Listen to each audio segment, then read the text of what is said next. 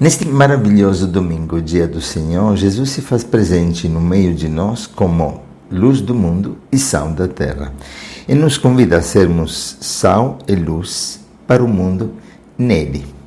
Lemos no Evangelho de Mateus. Naquele tempo disse Jesus a seus discípulos: Vós sois o sal da terra. Ora, se o sal se tornar insosso, com que salgaremos? Ele não servirá para mais nada, senão para ser jogado fora e ser pisado pelos homens.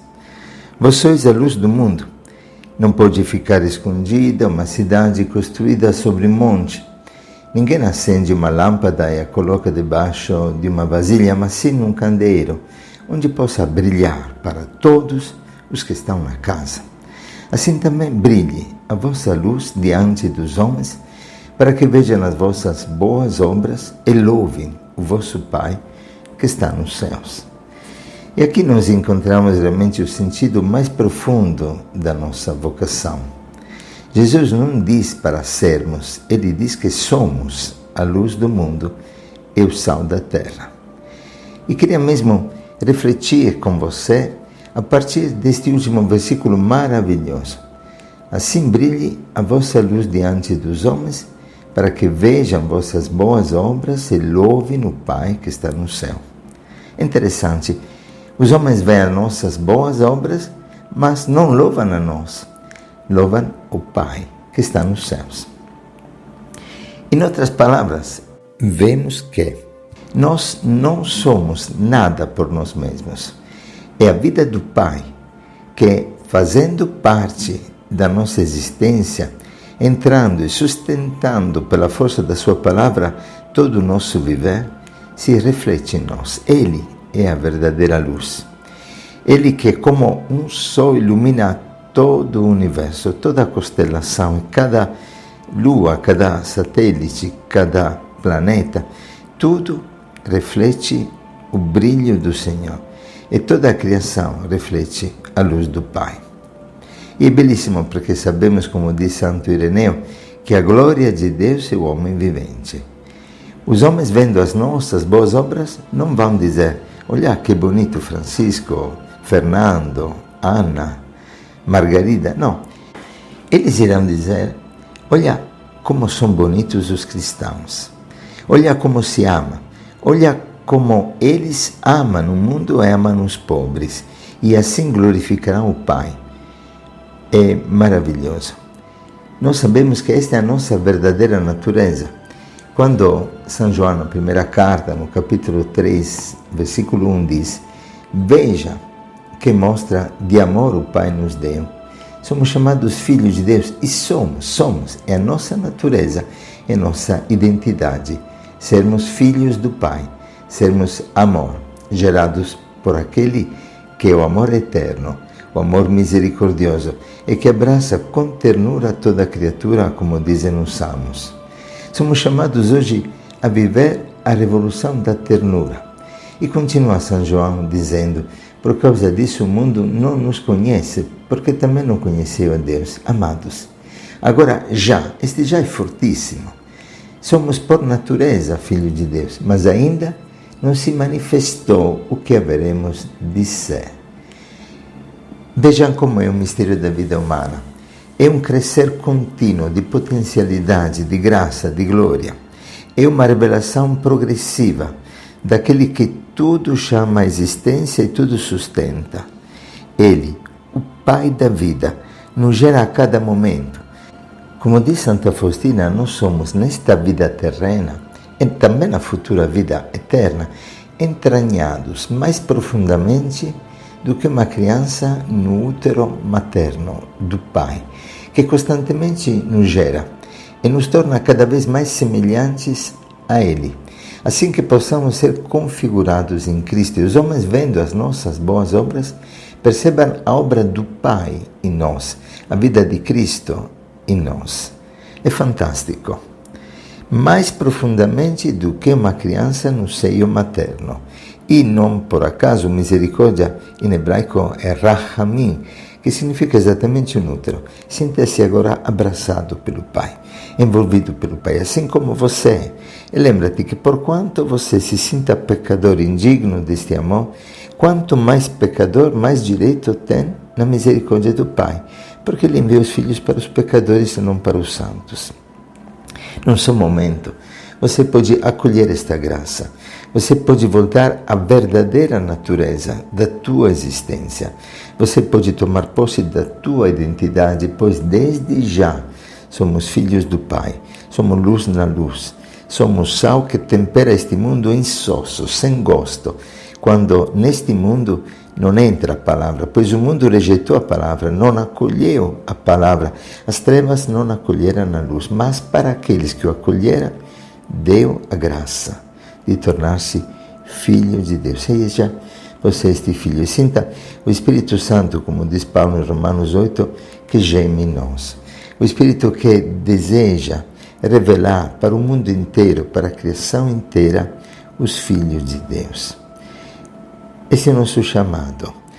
O chamado a tornarmos o que somos, o que recebemos como dom. Não é um imperativo moral, é apenas uma manifestação existencial, uma declaração. É a proclamação de uma verdade, de uma palavra que me gera, que me cria. Ele me faz luz na luz. É belíssimo, uma vez estávamos caminhando na rua, vendo um mendigo, paramos para cuidar deste mendigo e de repente chegou uma pessoa que disse: o caminho, encontrei o caminho. Estava buscando, fui em várias igrejas, mas agora vendo você, Jesus me disse: este é o caminho, sigam. E veio conosco, estávamos indo por uma adoração. Na adoração ela se sentiu envolvida por esta ternura do Pai, por este amor do Pai.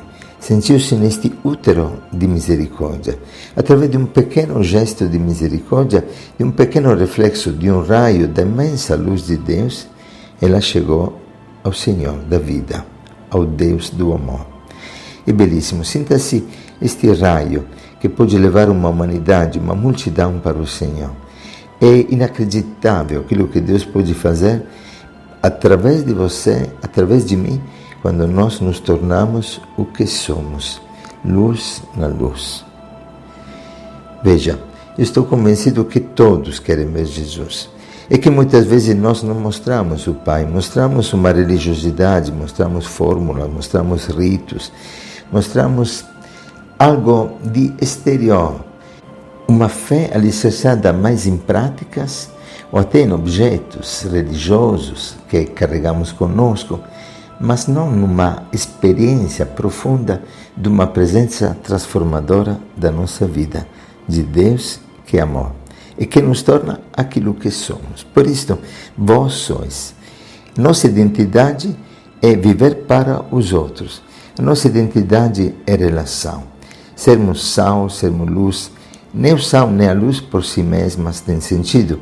Ninguém come sal puro. É realmente desgostoso e faz muito mal para a saúde. E ninguém acende uma luz para depois não permanecer no quarto sem necessidade. Para alguém que possa precisar daquela luz, vai só gastar energia inutilmente. A luz e o sal são em função dos outros. O sal dá gosto à comida, tempera a comida, ressalta o gosto dos alimentos, mas por si mesmo não tem sentido, só serve para ser pisado. E a luz também. Sem luz a gente não caminha, não anda, mas quando nós temos somente luz, esta pode até nos cegar. Uma luz forte cega. E por isso a natureza nossa, como diz Papa Francisco, é viver para os outros.